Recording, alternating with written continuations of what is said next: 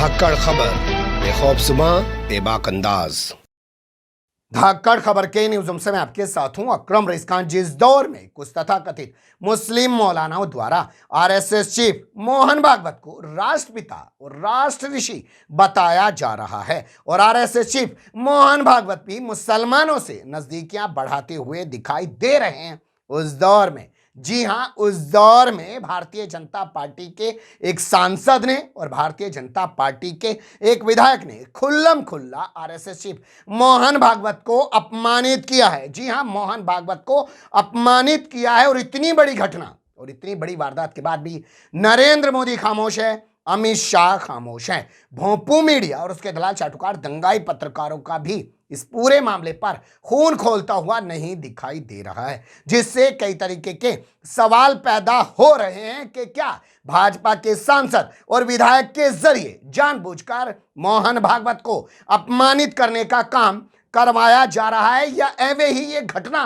हो गई है और इस पर कोई ध्यान नहीं दिया जा रहा है। ज्यादा कुछ बताने की जरूरत नहीं है क्योंकि बोलती हुई तस्वीरों के जमाने पूरी कहानी आपके सामने रखने जा रहा हूं। चलते हैं खबर की तरफ।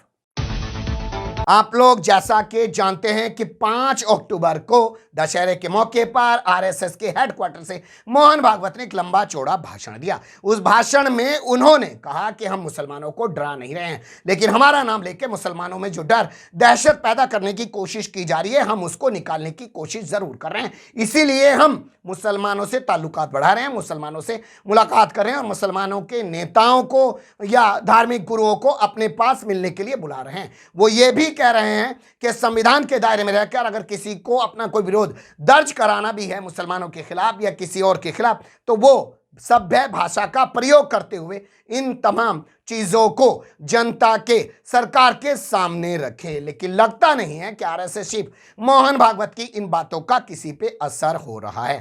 पर पहले आपको मोहन भागवत की ये बातें सुननी जरूर चाहिए। हम किसी को डराने वाले नहीं है। ना भय देत काहू को, ना भय जानत आप, ऐसा हिंदू खड़ा करने का हमारा प्रण है। वो काम हम करते हैं। हम विश्व में सर्वत्र और सबके साथ भाईचारा, भद्रता और शांति के पक्ष में हैं, सदा रहे। लेकिन लोग डराते, अरे संघ वाले मारेंगे, और ये हिंदू संगठन होगा ना तो सबको बाहर जाना पड़ेगा, ये हवा फैलाते हैं। ऐसा कुछ डर मन में है और है, इसलिए उसका निराकरण करने की इच्छा मन में लेकर तथाकथित अल्पसंख्यक समाज के कुछ बंधु पिछले वर्षों में हमसे मिलते रहे हैं और हम भी मिले हैं, हमारे प्रमुख अधिकारी उनसे मिले हैं। आना जाना दोनों चल रहा है, ये कोई परसों नहीं हुआ, ये बहुत पहले से चल रहा है। भाव तो संघ का डॉक्टर साहब के समय से यही है, परंतु प्रत्यक्ष में शुरू हुआ श्री गुरुजी को डॉक्टर जिलानी मिले तब से, और तब से यह क्रम धीरे धीरे बढ़ रहा है और ये बढ़े ऐसी हमारी इच्छा है संघ की, और संघ इस संवाद को कायम रखेगा। क्योंकि समाज को तोड़ने के प्रयास चल रहे हैं। अब कुछ दिन पहले उधर उदयपुर में, इधर अमरावती में और भी जगह बहुत जघन्य क्रूरता वाली घटनाएं हुई। क्या कारण था, क्या नहीं, उसकी चिकित्सा नहीं करते, जो हुआ वो बहुत क्रूरतापूर्ण हुआ। पूरा समाज विरोध में गया। हमेशा होता नहीं है, लेकिन इस बार मुस्लिमों के भी कुछ प्रमुख लोगों ने इसका विरोध किया, उसको गैर इस्लामिक बताया।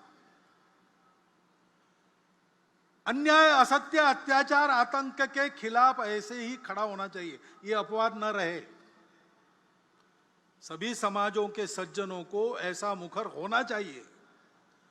हिंदू समाज में ये मुखरता है, ऐसी घटनाएं घटती है तो कोई हिंदू भी आरोपित है उसका भी निषेध करते, उसके खिलाफ बोलते हैं। कभी कभी गलतफहमी में हमको भी गाली खानी पड़ी है, हमको भी उत्तर देने पड़े। आज हम समाज के विश्वास पात्र है, समाज हमको चाहता है, लेकिन हम ऐसा कुछ करें तो हमारी टांग और कान पकड़ के खींचेगा समाज। हिंदू समाज ऐसा है, सबको ऐसा बनना चाहिए। जो गलत है, कितना भी प्रोवोकेशन हो, कितना भी उकसावा हो, कानून के मर्यादा में रहना चाहिए, संविधान की मर्यादा में रहना चाहिए। अपना आचरण उसके बाहर नहीं जाना चाहिए। वो हम सब ने मिलकर अपने ऊपर लाद लिया अनुशासन है, उसका पालन करना ही चाहिए।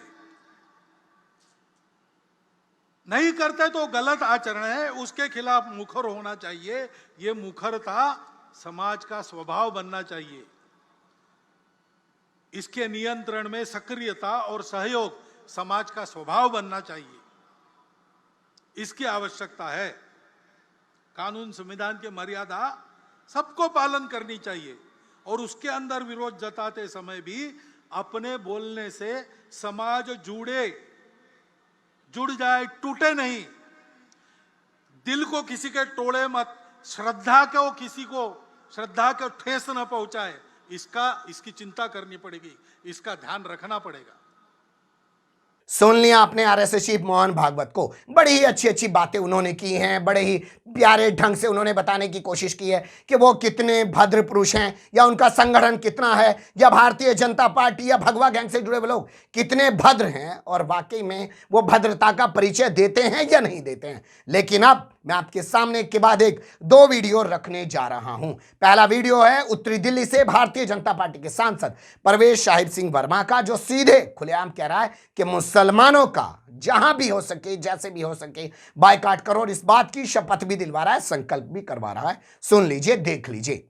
जहां जहां ये आपको दिखाई दे, मैं कहता हूं अगर इनका दिमाग ठीक करना है, इनकी तबीयत ठीक करनी है, तो एक ही इलाज है, वो है संपूर्ण बहिष्कार। आप इस बात से सहमत हो? हाथ खड़ा करके बोलो सहमत हो। और मेरे साथ बोलो, हम इनका संपूर्ण बहिष्कार करेंगे। हम इनके दुकान रेडियो से कोई सामान नहीं खरीदेंगे। हम इनको कोई मजदूरी नहीं देंगे। आप एक काम कर लेना बस, ये इनका इलाज है। तो आज इतनी संख्या में आप आए हैं, पानी के अंदर बैठे हैं, मुझे क्या ये आरएसएस चीफ मोहन भागवत का अपमान नहीं है? और इस अपमान पर अमित शाह और नरेंद्र मोदी क्यों खामोश है? लेकिन ये काम तो बीजेपी के एक विधायक ने भी किया है, जो उत्तर प्रदेश के गाजियाबाद जिले की लोनी विधानसभा सीट से विधायक है। नाम नंदकिशोर गुर्जर बताया जा रहा है, जो कह रहा है कि हमारा नाम बदनाम है कि हमने दिल्ली दंगों के दौरान लोनी से बहुत सारे लोगों को भेजा था। आगे भी जरूरत पड़ेगी तो 50,000 लोगों को और भेजेंगे। यानी कि वो दंगों में लोगों को भेजने की बात कर रहा है। खुद सुन लीजिए। लेकिन फिर किसी की औकात नहीं हुई, इसलिए मजबूत होना पड़ेगा। हम लोग किसी को छेड़ते नहीं, लेकिन अगर हमारी बहन बेटी को छोड़ दे तो उसको हम छोड़ते भी नहीं है। ये हमारा चरित्र है। दिल्ली के अंदर सीए पर दंगा हुआ, जब ये जिहादी हिंदुओं को मारना शुरू किए तो आप लोग थे, आपने घर में घुसा दिया। हमारे ऊपर आरोप लगा कि हम 2,500 लोग दिल्ली में घुसे। हम तो समझाने के लिए गए थे, लेकिन हम पे पुलिस ने मुकदमा दर्ज कर दिया कि हमने जिहादियों को मारने का काम किया। हमने जिहादियों को मारेंगे, हमेशा मारेंगे, लेकिन जो भारत माता को भारत माता मानता है, भारत माता की जय बोलता है, उसको हम बिल्कुल नहीं मारेंगे। जो भगवान श्री राम को अपना पूर्वज मानता है, उसको हम बिल्कुल कुछ नहीं कहेंगे।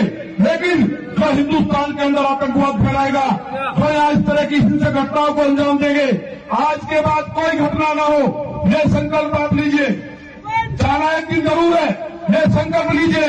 और अगली योजना जो भी हो, जो भी संगठन की योजना यहाँ से बनती है, नौनी से 50,000 आदमी, बड़ी बात नहीं कह रहा हूं मैं, आपको लग रहा होगा 50,000 आदमी जहां कहोगे नौनी से आएंगे आपके लिए। पहले भी दिल्ली में आए थे, पहले भी जब दिल्ली को जरूरत पड़ी है, क्योंकि हम दिल्ली को अलग नहीं मानते।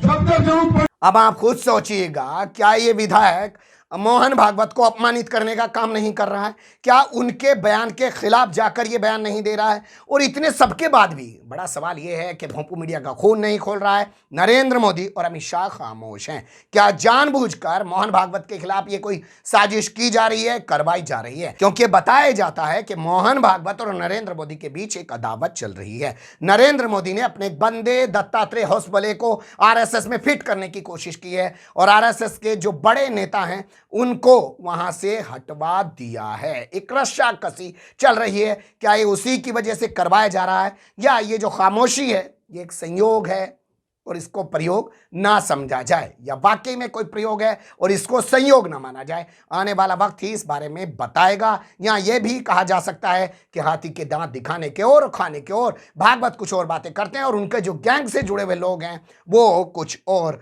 बातें करते हुए दिखाई देते हैं। मैं यहां पर और साधुओं के बयानों का जिक्र नहीं कर रहा हूं, सीधे बात कर रहा हूं भाजपा के एक सांसद की, एक विधायक की। इस पूरे मामले पर असदुद्दीन ओवैसी ने कहा है कि ये ऐलाने जंग कर दिया है भाजपा ने मुसलमानों के खिलाफ। उसको लेकर डिबेट शो भी हो रहे हैं, लेकिन इस पहलू पर भी बात होनी चाहिए कि आरएसएस चीफ के बयान के बाद इस तरीके की बयानबाजी संयोग है या प्रयोग है। फिलहाल कमेंट्स के रूप में आप लोग अपनी राय दे सकते हैं, खबर को लाइक कर सकते हैं, चैनल को सब्सक्राइब कर सकते हैं और ज्यादा से ज्यादा हमारी खबरों को शेयर कर सकते हैं। फिर ऐसे किसी सुलगते हुए या उलझते मुद्दे लेकर मैं आपके सामने हूंगा हाजिर। फिलहाल अभी मुझे दीजिए इजाजत।